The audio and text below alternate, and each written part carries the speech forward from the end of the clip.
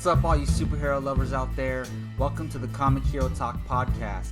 This is episode number 2, and I am Jacob Bartley. I'd like to welcome you all. For all you new listeners, I've only put out one podcast so far, so most people clicking on this are probably new listeners. And for those of you who watched last week's episode, welcome back. I am Jacob Bartley.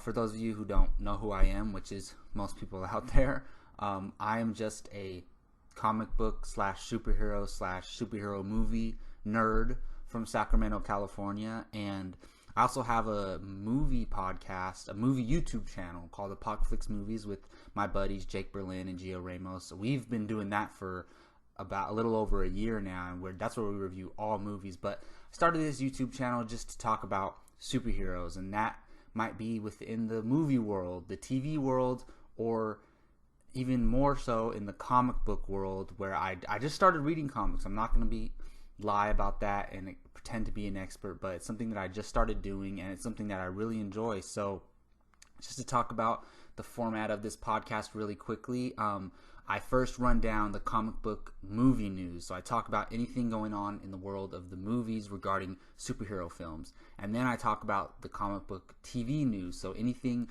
within the TV world regarding superheroes or comic books. And then I go into the actual comic books, where last week I called the segment This Week in Comics. So I'm actually splitting the comic book segments into two separate categories. The first segment is going to be comic book catch-up, where I review comics. It could be from last week, or it could be from a month ago, or it could be a classic like Old Man Logan or something that I am going to eventually read. So those will be comics that didn't release in the past week. And then I'll go into the second comic book segment titled This Week in Comics, where I actually review the comics that released a week ago on Wednesday. Alright, with all that out of the way, let's move on to the comic book movie news. Now, this first story I did not have in my original notes. I construct my notes out about Wednesday and look for a couple of the biggest stories to talk about within the movies and superhero stuff. But this first subject popped up yesterday, and it's something that I had to talk about, and that is Donald Glover joining the cast of Spider-Man Homecoming. Now, I'm not sure if this is 100% confirmed. I don't think Marvel or Disney or Sony has came out and confirmed this casting, but Deadline is reporting it. And for those of you who don't know who Donald Glover is, he's Childish Gambino, the hip-hop artist, but he's been a comedy writer. I think he wrote on 30 Rock for a while. I think he has a show out right now. He's been in several movies. I know he was in The Martian. He was in that horror movie with Olivia Wilde. He's been around. You might know who he is. A lot of people know him from his music as the musical artist Childish Gambino. That's how I first heard of him. But he's a really talented dude all around. And some of you might know this as well, that back when they were recasting Spider-Man for the Amazing Spider-Man franchise with Andrew Garfield, a lot of people were campaigning for Donald Glover to be the new Spider-Man. And no one more than himself was campaigning for him to play. I think he wanted to play Peter Parker, but a lot of people were saying he should play Miles Morales. Those of you who don't know, I think he's a half Hispanic, half African American character. So a lot of people were pulling for him to play Miles Morales in The Amazing Spider-Man. So this is coming out that Donald Glover is joining the cast of Spider-Man Homecoming, the Sony Marvel Studios collaboration film coming out next year. And not knowing who he's going to play, it's kind of fun to speculate, as us fans do.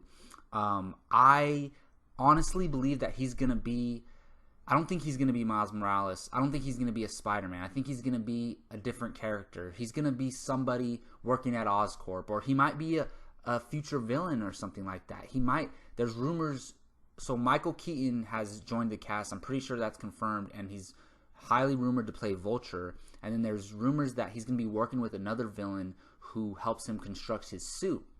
Donald Glover could be playing that character. I don't think everyone should jump to conclusions and assume that he's playing Miles Morales.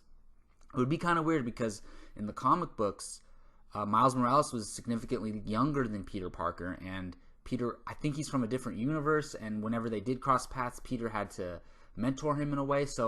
And Donald Glover is about 10 years older than Tom Holland, who's playing Spider-Man, I believe. I know he's older than him for sure. So They could always introduce an older Miles Morales. No one's saying they can't do that. But I personally believe that he's going to be playing a different character who's not Miles Morales or Peter Parker or any iteration of Spider-Man.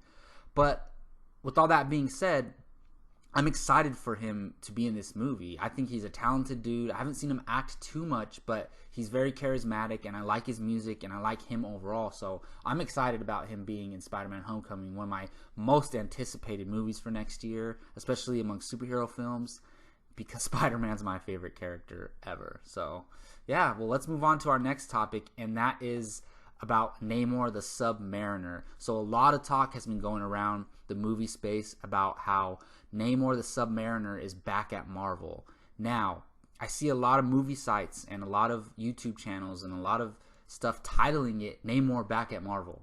And I just want everyone to slow their horses because I did my research.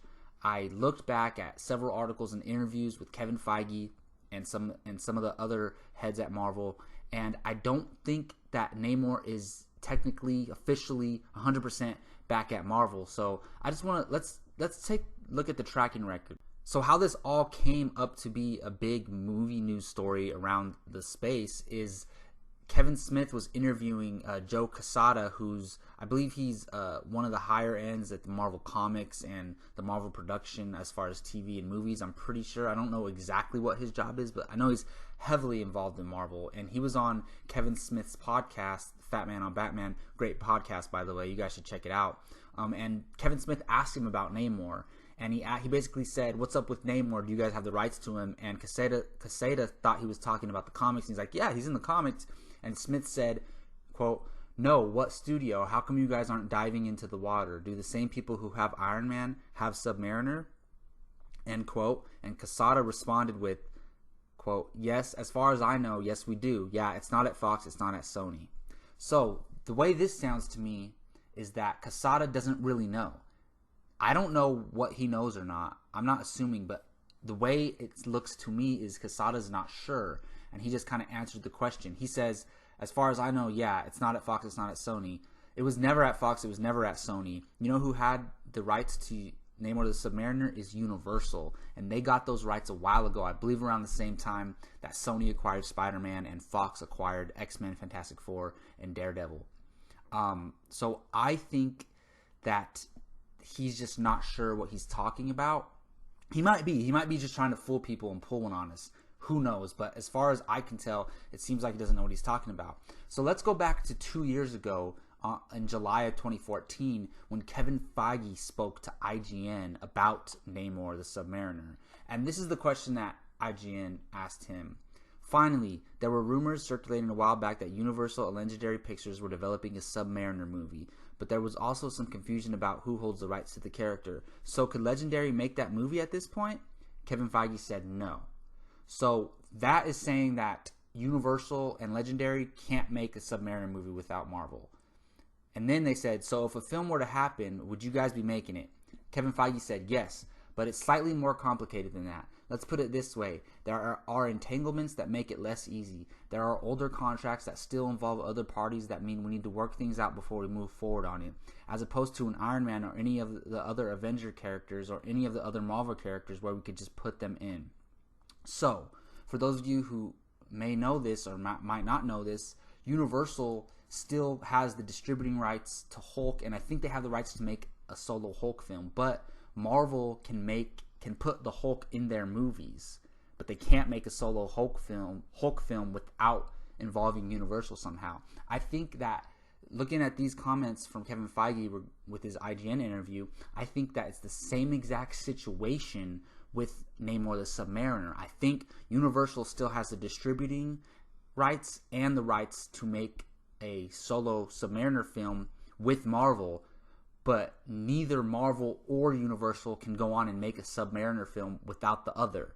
And I think it's a situation where Marvel could use Sub-Mariner in one of their Avengers films, but they can't release a solo Namor the Sub-Mariner film. So that's where I think this is all at. Another interesting thing is the writers of Captain America the Winter Soldier and Captain America Civil War, Steve McFeely and Chris Marcus, they spoke on Namor, I think it was a few months ago, maybe must have been a few months ago. And they're also writing Infinity War Part 1 and 2. And in this interview, they were asked, what characters do you want to see in Infinity Wars? And McFeely said Namor. They both said Namor, but McFeely said he's kind of a jerk and has a chip on his shoulder, and he's a king and lives underwater. The degree of difficulty is so high, though, because it could be a great movie or it could be truly terrible. I think he's speaking on the prospect of Namor as a character and the potential possibility for him to have his own solo movie. So the writers are interested in making the movie. Kevin Feige says it's possible for them to make a movie, and Joe Quesada is saying that they do have the rights to Namor. So if you've been keeping track of all this, basically, from what I'm understanding, no one came out and said this. This is my speculation from looking at all this information. Universal and Marvel share the rights to Namor the Sub-Mariner. Marvel can use Namor in their movie, but they can't make a solo movie. Universal can't make a solo movie either without Marvel. So that's where I see it. That's where I leave it at. All right, done talking about Namor. I had a lot to say about that. It's something that's been bugging me a little bit because people have been just saying, oh, Namor's back at Marvel. Namor's back at Marvel. I don't think that's necessarily the case. All right, moving on to something a lot more smaller. For those of you who might know, about a week ago, J.K. Simmons was working out, and he got pictures posted of him working out, and he looks ripped. So you may know he's cast as Commissioner Gordon in the Justice League movie, and apparently that's what he's getting ripped for. And for those of you who've seen the pictures, man, he looks freaking yoked.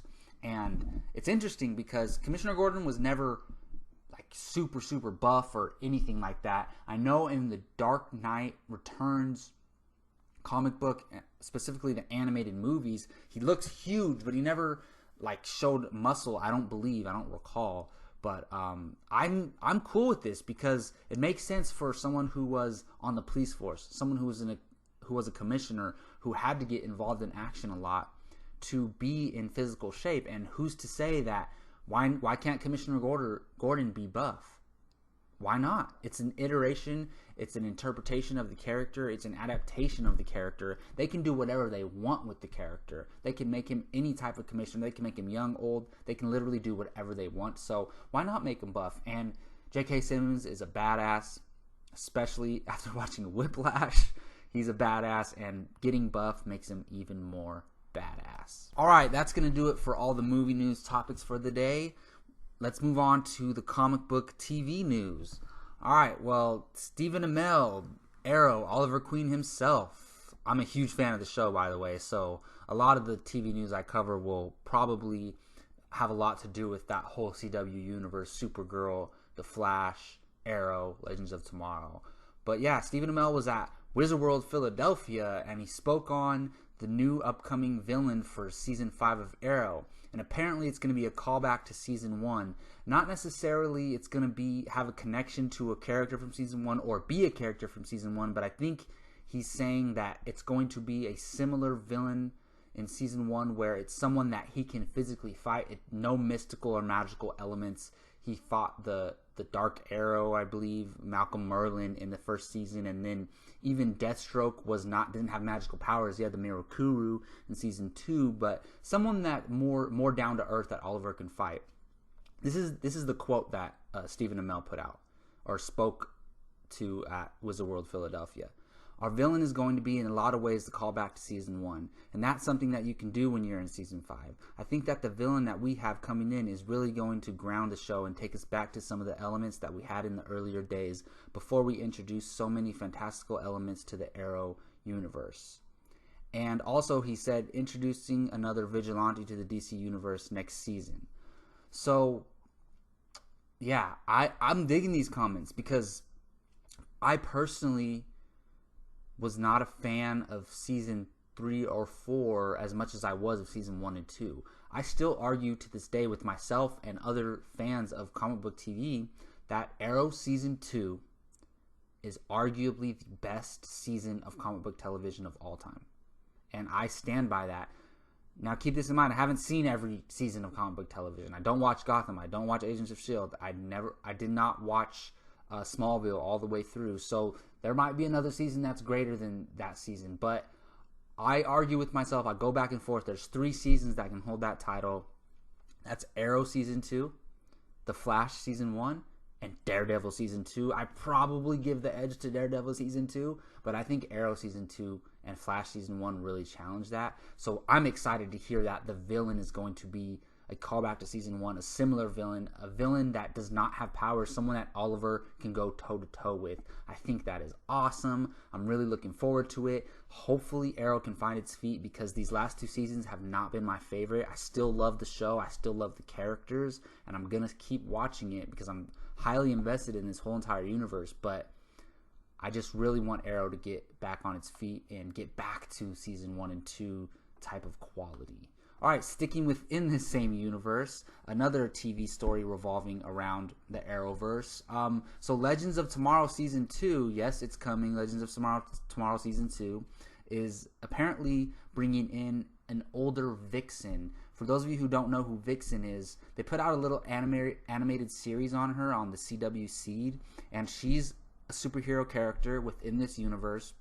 They also brought her into live action, and she's played by an actress named Megalyn Uchikanwoke. I totally butchered that name. I don't know how to pronounce it, but apparently she will not be playing Vixen in Legends of Tomorrow. So Legends of Tomorrow involves a lot of time travel, and I believe the Vixen title and the Vixen powers are something that is passed on. It's a tradition. It's something that's passed on from generation to generation. I don't know if those who passed on have to be related or not, but I do know it's something that can be passed on. So they're saying that the character who's going to appear on Legends of Tomorrow is going to be an older Vixen. So it could be someone from 50 years ago that Legends of Tomorrow runs into in the past, and then she joins the team. I'm cool with this. I really liked the powers of Vixen when she showed up on Arrow and in the animated show, but I gotta be honest, I was not a fan of the actress who portrayed her in the show. I thought she didn't fit in well with the rest of the cast, so I think this is an opportunity for them to cast someone who I think is a better fit for that character and for this universe, and incorporate her into Legends of Tomorrow Season 2. And no spoilers, but a few characters that I wasn't a big fan of possibly aren't going to be in Legends of Tomorrow Season 2 if you know how it ended. So I'm excited for them to be out and for this character to come in, especially if it's going to be a new actress. No offense to the actress who played her in the past, but I just didn't feel like it was a great fit, if you know what I'm saying. So yeah, I'm all for it. I'm looking forward to Legends of Tomorrow Season 2. They had some really great things in it. Not a great show overall, but like I said, I'm totally invested in this universe. There's nothing that's going to make me stop watching it unless all 4 shows become horrible. All right, well, moving on to some Marvel television talk. This is not necessarily a news topic, but it's just something that I really wanted to talk about very briefly. So Kevin Smith, for those of you might know that he directed an episode of The Flash. He directed episode 21 of season 2 titled The Runaway Dinosaur. And this honestly was one of the best episodes of Flash ever. Now I'm not just saying that because Kevin Smith directed it and I'm a fan of Kevin Smith, because it really was. It was one of the most emotional and one of the most, I don't want to spoil it, but I mean, they showed in the trailers. He goes inside of the Speed Force in this episode. And I thought it was just handled so very well. And there's so many emotional pulls in that episode. And I think Kevin Smith did a fantastic job. And he said from the beginning, when he was brought on to direct this Flash episode, that he said, I don't want to F it up. I'm not going to make this a Kevin Smith episode. I'm going to work within their world. So knowing that, I was excited for him to direct it. And he ended up knocking it out of the park. Now, Kevin Smith is saying that he wants to direct some of Daredevil Season 3. And this is really cool because he succeeded in directing The Flash and playing in someone else's sandbox and doing a great job at it. So I think he can do the same here. I don't think he's going to make Daredevil a Kevin Smith Daredevil episode. I think he's going to do exactly what he did with Flash and bring it to their world. And he actually worked on some Daredevil comics with one of his friends, one of the guys who I think is involved with Daredevil, the TV show right now. Anyways, Kevin Smith was in an interview with IGN. That's where this all came from, and this is what he had to say about it. I feel very at home in that Flash world, so much that I'd love to do the others. I even told Marvel Chief Officer Joe Quesada, that's who I was talking about, the guy who he interviewed on his podcast. Wow, drawing back to the Namor stuff. We worked on Daredevil together back in the day. I wrote it, he drew it. I said, dude, I want to direct Daredevil, man. That'd be the wild to be able to do it in real life. Let's co-direct it. That'd be cool. Just like we did the book. We could co-direct an episode and then like take the passion from the page to the screen. So I think this is really cool. I think Kevin Smith can do a great job with it. He definitely has the passion and the drive and the skill set to do something like this. He also said that he would love to direct an episode of The Defenders, which is going to be the team-up show of Daredevil, Jessica Jones, Luke Cage, and Iron Fist, the 4 Netflix TV shows that have came and are coming. And I hope Punisher jumps in on there somewhere. I hope he's just a part of The Defenders, which would be awesome. This is what he had to say about The Defenders. If I can get a piece of that Defenders miniseries, holy ish. Could you imagine, dude? Because then you're working with multiple suits at once. That'd be phenomenal. Just doing a mini Avengers. Even one episode of that run of The Defenders is like, oh, I get to exercise any interest I had in Avengers, but doing it on a scale where nobody's betting $200 million on the guy who made effing yoga hosers. So, of course, I love his sense of humor, and I love how passionate he is about it, because he's right. I don't think Marvel would let him direct an Avengers movie with a $200 million budget. But this is a more grounded, lot less expensive version of the Avengers. And I think just like Daredevil, just like the Flash, he can be a good fit if he plays within their world and doesn't make it a Kevin Smith episode. So I'm all for this. I think Marvel should definitely talk to him and take a look at it. They have different directors direct different episodes, so why not bring on Kevin Smith as long as he doesn't have too much control and make it all about, his type of style of humor. Alright, well that's going to do it for comic book TV news. Now, let's move into the comics segment of the Comic Hero Talk podcast, episode number 2. And we're going to start it off with the first half of the comic segment titled Comic Book Catch-Up. Now, like I said earlier in the intro, this is going to be the segment where I talk about older issues of comic books. It can be from last week. It can be from 2 weeks ago. It can be from a month ago. It can be from a year ago. It can be from 10 years ago. Just anything that I wanted to read and talk about, stuff that has not released this current week. Now, what I'm going to talk about today is Superman Rebirth, Black Panther number 1, and the current Captain Marvel series number 1 through 5. So, I did review most of the first rebirths that came out last week. That was Batman, Green Arrow, and Green Lanterns, but I did not get a chance to do Superman Rebirth, and I finally picked it up and read it this past week, and here's my issue. This is one of the 2 covers that came out. Superman was really interesting because if you read the DC Universe Rebirth, the way they set things up is really interesting. I don't want to get into any spoilers, but I don't love this comic so far, but I'm totally in and I'm ready to read more, if that makes sense. And it's very interesting the way they set things up. And I just got to say, if you have not read any of the New 52, especially the end runs, or if you have not read DC Universe Rebirth, then you'll be totally lost. But other than that, I think Superman, especially if you're a fan, is an enjoyable read, and I think it's something that DC and Superman fans will really enjoy.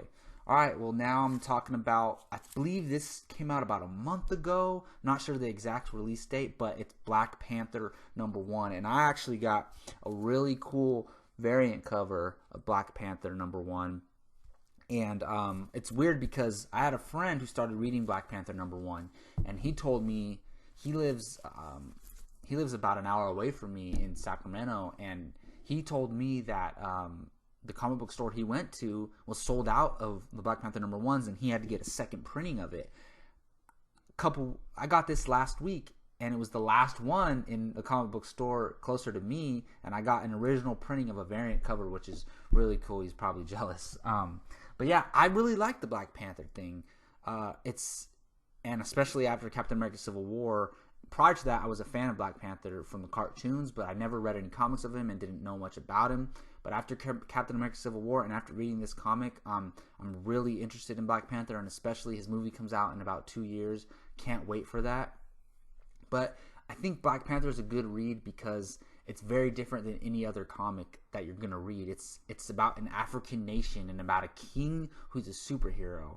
And unless you're reading Aquaman or Namor or something like that, you don't really get a king who's a superhero, which is really cool. And he's dealing with ruling a nation while defending that nation and defending the world and the galaxy as a superhero, which is really cool. So in that aspect, I really love it. So now let's move on to Captain Marvel issues number 1 through 5. This is something I'm so excited to talk about because ever since I found out who Captain Marvel was, I think it was on the animated show Earth's Mightiest Heroes, and this was about 4 or 5 years ago when I first found out who she was. I'm very intrigued with her because Marvel doesn't have that female superhero who's in the forefront, who's an A-lister. They don't have that.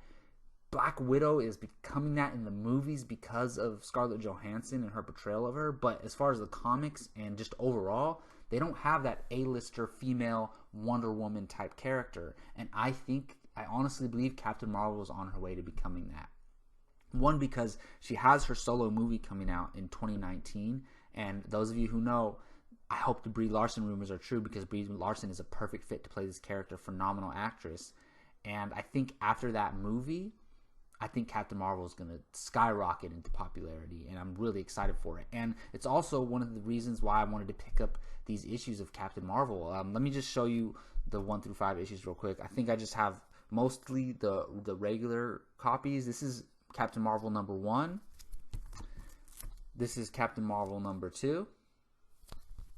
This is Captain Marvel number 3. This is Captain Marvel number 4.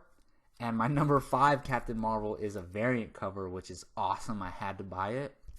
Captain Marvel number 5 variant cover, and it's a version of, it says the Horseman of the Apocalypse. It's just a really cool image of Captain Marvel if she were a horseman, which is freaking awesome.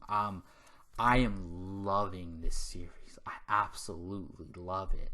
And I went in wanting to love it, and that's not the only reason. It's because I'm really invested in this character and this storyline from now on. It's something that I wanted to get into, and I'm so glad I did because I'm falling in love with this character. And the thing I love about her is that she's a human, but she has these powers that came to her from the Kree, from Captain Marvel, and she's still like figuring out what it means and why she is Captain Marvel and what it means to be Captain Marvel. And I really love that element of the story and the character, and you know right away she's a badass, and they don't try to make it cheesy or try to force it or shove it in your face. It's the things the character does and the things the character says, and her actions show how much of a badass she is, and I really love it. And she also really has an awesome personality. She has an attitude. She can't just sit around and do nothing. She has to be involved in action, which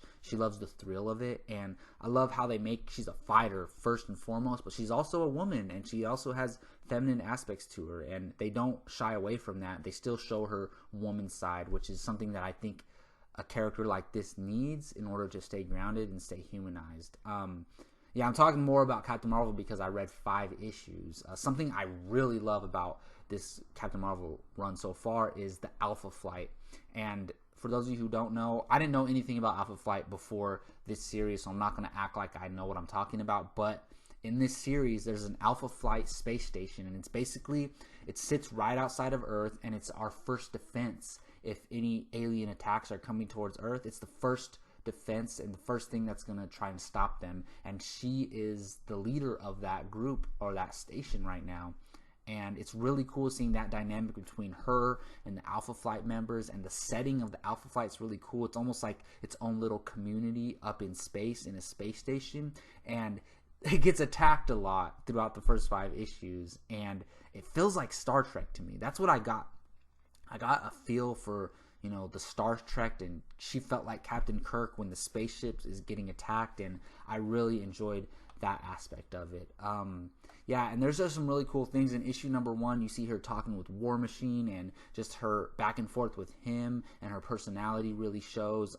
Her working with the Alpha Flight team and the camaraderie amongst her and them is awesome. There's a character named Puck. I think other than Captain Marvel, Puck is my favorite character. He is just awesome, and he's so brave, and he brings a lot of comedic relief to it. And something else that I really loved about it is it's edgy. There's some edgy things in here that I'm thinking, wow, if a 12-year-old kid was reading this, that might be like a little iffy. I don't know if you'd want your kid reading, but it's really not that bad. For example, this is not a spoiler, but for example, and it mostly comes from Puck. Captain Marvel's getting ready to get in the shower after they come back from a mission, and she's like, oh, this meteoroid dust is in every crevice, and he's like, oh, would you like some help with that? And I'm like, whoa, that's in this comic? That was, I don't know, it's just something that I appreciate, that style of humor, and there's a couple things like that Puck says, and it's also one of the reasons why he's one of my favorite characters in the comic. Her connection to the Kree and Captain Marvel and how she got her powers is very interesting. They actually don't cover that too much in this comic book. It just starts off, she's already Captain Marvel, and I really like that because I feel like most comic books or movies or TV shows feel a need to just start with the origin, and as a new reader, I don't really know exactly her origin. I know she was in the Air Force and she had a run-in with Captain Marvel, and that's how she got her powers, but I don't know any specifics about it. There's also a character named Brand in there, and her and this character do not have a great relationship at first, and this character is kind of bitter towards Captain Marvel, and throughout the whole issues 1 through 5, they have their back and forth, and then eventually they kind of see eye to eye and become friends. No spoiler, I mean, that's predictable, and they always do that in any movie or TV show or anything, but sorry if that was a spoiler if you didn't want to know that, but to me that's not a spoiler. Yeah, so I really enjoyed that character and her relationship with Captain Marvel, and just how much Captain Marvel has to be involved in the action, and how much she's always striving and wanting to be on the forefront and sacrifice herself to save Earth and save humanity. So that is something that's really cool about the Captain Marvel character. Alright, that's going to do it for Comic Book Catch Up. Now let's move into This Week in Comics. And for this version of This Week in Comics, I'm going to talk about The Amazing Spider-Man Civil War number 2, Gods of War Civil War number 2, The Flash Rebirth, Wonder Woman Rebirth, and Aquaman Rebirth. Alright, well, let's go back to the top and start with Amazing Spider-Man Civil War number 2, and I also got a variant cover for this. Something I can never resist, the really cool variant covers. They're only $1 more, and it's just they're really cool, so I like to pick them up. And like I said earlier, if you caught this, Spider-Man is my favorite superhero, hands down. I grew up playing his video games, watching his cartoons. I grew up on the Sam Raimi Spider-Man movies, the first two, some of the best superhero movies ever made. And he just, over time, has become my favorite character. And I'm just a big kid at heart, and I love how Peter Parker is just a kid among all these giants and gods and superheroes. So it's really awesome. So going into this, I really was hoping to love it, and I really did like it. It's very small, and it's the first issue of the Civil War II Amazing Spider-Man run, so I don't blame it. But it's a very small scale, but I love it. Really ties into the Civil War II storyline. And I reviewed Civil War II last week, and I did a little spoiler talk. You can go check that out on my channel. But I really enjoyed how much he's very connected to this Civil War II storyline, and you'll know what I mean if you read Civil War II and this. So I think it's something that you should check out if you're interested in the whole Civil War II plot. There's a lot of Civil War II comic books coming out. Like each character is getting, or each group or individual character is getting a Civil War II comic, but sometimes you can't read all of them, and I'm not going to read all of them, but there's certain ones that I think are necessary to read, and I think The Amazing Spider-Man Civil War II is one of them. I like it because he's an older Peter Parker as well. I don't know how old he is. I haven't been reading the Marvel run up to this. I just started reading it, but I'm pretty sure he's like at least 25. He's older. He's not the 17-year-old Peter Parker, and something to show that is he has his own company. He has Parker Industries. And it's really cool to see Peter Parker in a position of power, and he's kind of like a young, very different, but young Tony Stark. And I know Tony Stark is one of his heroes, one of his mentors, so I really like that aspect, that he owns his own company and he's in charge as well as being a superhero. So yeah, I absolutely love Amazing Spider-Man Civil War II. It has that Spider-Man humor, a little bit older Peter Parker who's in charge. Really check it out. I think you should if you're a Spider-Man fan. Alright, moving on to something else that I'm a huge fan of, and something I'm really excited is Gods of War number 1, the Civil War II.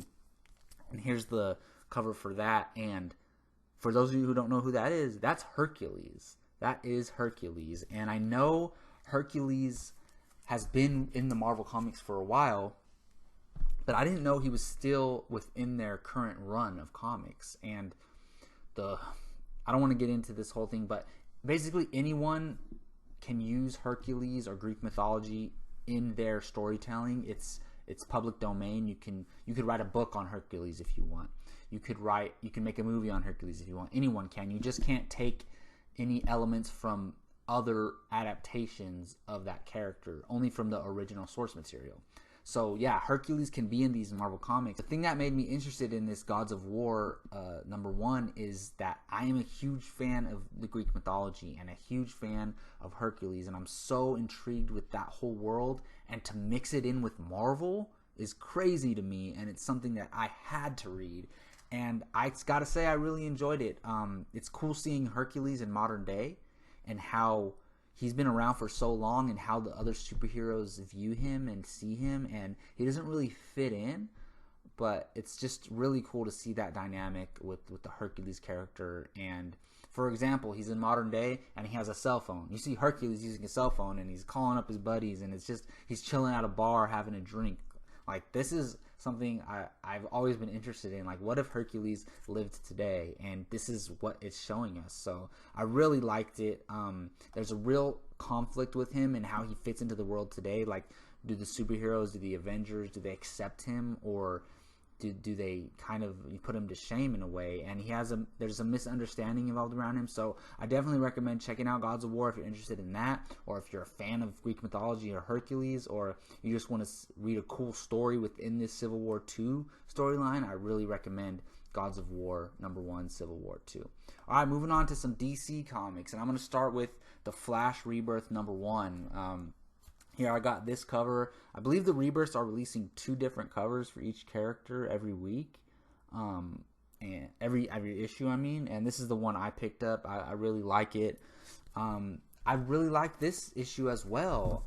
So for those of you who have read DC Universe Rebirth, you know the Flash is heavily involved, and this story ties directly into the DC Universe Rebirth. It's the first Rebirth that, since reading them, that ties directly into the story. A lot of the other ones are just side stories, the characters doing their own thing, but this one ties directly into the Rebirth storyline. So I really think you should pick it up if you want to follow that. I think it's tied between the Flash and Aquaman, which is my favorite Rebirth so far, but the Flash is highly up there. Specifically for its connection to Rebirth, and also the Wally West and Barry Allen relationship. I'm so in with this relationship. It makes me want to read every issue that involves Wally West and Barry Allen. So I think if you're a fan of the Flash, or if you want to follow the thread of what's going on, why the Rebirth's happening, and what's going on with that, I think you should definitely read the Flash Rebirth. All right, moving on to Wonder Woman Rebirth. I'm intrigued with Wonder Woman. I think that she's an awesome character. I loved her in Batman v Superman. I know Gal Gadot is not the greatest actress, but I think she did a fine job, and I'm so excited for the Wonder Woman movie coming out next year. And I just love the character, so I had to pick this issue up. And it's cool. I liked it, but I didn't love it. It's a little confusing, and I think you have to know a little bit of Wonder Woman history. You have to know her origin, her original origin, and her newer origin, if that makes sense. You kind of have to know a little bit about her. So maybe look up the DC Wiki on Wonder Woman a little bit, and just to have a little bit of information going into this comic, because just from me doing research over the years, I knew enough to catch on. But if you know nothing about Wonder Woman, you just start reading this, you're going to be a little bit lost. But I think once you get past that, it's really interesting, and it keeps you interested, and by the end of the comic you want to read the next issue, and I think that's the most important thing a comic issue has to do. Alright, moving on to the last one. I don't have my copy. It's Aquaman Rebirth. I let my friend Giorgio Ramos, shout out, borrow it, and hopefully he gets it back to me soon in great condition. But so I can't show you the cover. You can look it up if you want. I liked it a lot. I said earlier, it's the Flash and Aquaman are tied for my favorite Rebirth stories so far among the characters, and I really liked it because first and foremost, I'm very interested in the Aquaman character. I think it's stupid that everyone makes jokes surrounding the character, and I think after the Jason Momoa, James Wan Aquaman coming out in a few years, people are going to completely change their minds on who Aquaman is. The thing I love about it is his conflict with the land and the sea. The land people don't accept him because he's, he causes destruction, and he's a superhuman, and he's a king in Atlantis, and the humans don't necessarily accept him, even though he's half human and he was born on Earth, or on land, I mean. And also the Atlanteans don't necessarily accept him, even though he's their king. There's a lot of rebels, there's a lot of people that don't see him as their king because he is half human. So I love that conflict between him, because he doesn't fit in anywhere, and he kind of has to convince both sides that he's not their enemy, and he's here to protect Earth as a whole, not just the land or the sea. So I think that's one of the reasons why I love it so much. And also his relationship with Mera is awesome. I love how she's a full Atlantean, and she loves him for who he is, and she has to adapt to his love for the humans and the land. And he, like, for example, this is not a spoiler, he goes up to land to eat seafood at a seafood restaurant, and she's like, doesn't necessarily want to go, but she goes because she loves him. And I think that relationship is something that really grounds Aquaman, and it's really cool to see that dynamic between him and his love. All right, well, thank you for joining me for the Comic Hero Talk podcast, episode number 2. That's going to do it. A little longer than I anticipated, but hey, I'm talking about a lot of stuff, movies, comic books, TV, and I really enjoy doing it. So thank you, anyone who's watching out there. I really appreciate it. I'm Jacob Bartley. You can find me on Twitter at JacobBartley_, on Instagram at Jacob Ryan Bartley. You can find me on Apocalypse Movies. Go check out the Apocalypse Movies YouTube channel. That's Apocalypse with an X at the end. Check me on there. I talk all about movies, all types of movies, not just superheroes. And also, if you enjoyed this podcast, any element of it, please subscribe. I just started this YouTube channel. I have like 3 subscribers, and one of them is me from my other YouTube channel. So please subscribe, hit those like buttons, comment in the comment section. Let me know what you thought about anything that I talked about today. Any of the movie news, any of the TV news, any of the comics that I discussed. Please let me know what you thought about it in the comment section, and I will definitely write you back. And thank you all for watching again. Until next time, you all take care.